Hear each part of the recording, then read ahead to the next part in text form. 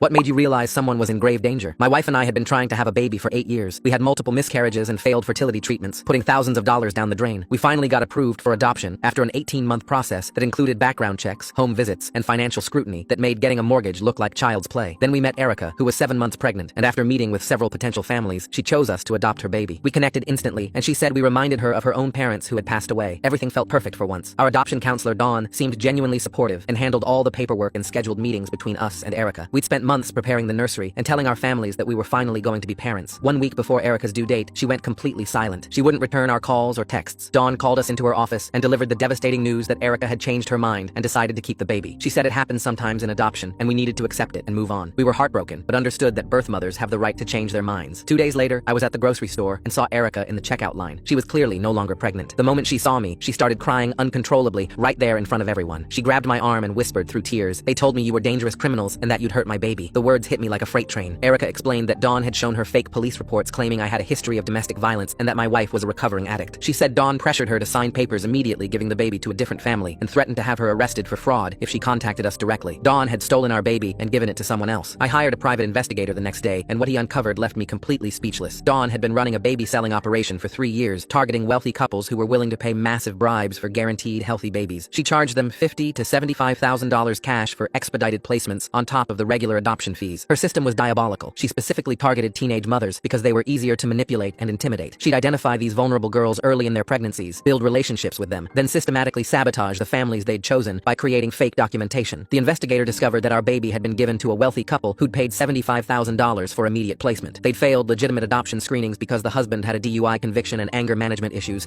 but Dawn overlooked it for the right price. The investigator posed as a wealthy client seeking to adopt and got Dawn to meet with him wearing a wire. During their recorded conversation, Dawn bragged about how easy it was to manipulate the system. "These desperate couples will pay anything for a baby, and these teenage girls don't know any better," she said, laughing. "I've redirected 23 babies in the past 3 years and made more money than I ever did following the rules. Why should I care about their feelings when I'm making everyone's dreams come true for the right price?" The recording also captured Dawn admitting she'd been pocketing money meant for birth mothers' medical expenses and falsifying their financial need assessments. She was stealing from everyone in the process. The investigator gathered evidence showing Dawn had stolen over $800,000 from families and birth mothers combined. We took everything to the FBI and State Adoption Oversight Board simultaneously. Dawn was arrested at her office during business hours in front of all her colleagues and clients. When the FBI agents walked her out in handcuffs, she screamed at me, "Do you know how much money you just cost me?" She wasn't even pretending to feel remorse for the babies. During the raid, investigators found detailed records of her entire operation, including spreadsheets where she'd rated babies by appearance and health with price tags next to each one, like she was selling cars. The FBI investigation revealed that Dawn's supervisor had also been taking kickbacks to look the other way on falsified documents. Dawn was later sentenced to 12 years in federal prison for fraud, conspiracy, and child trafficking.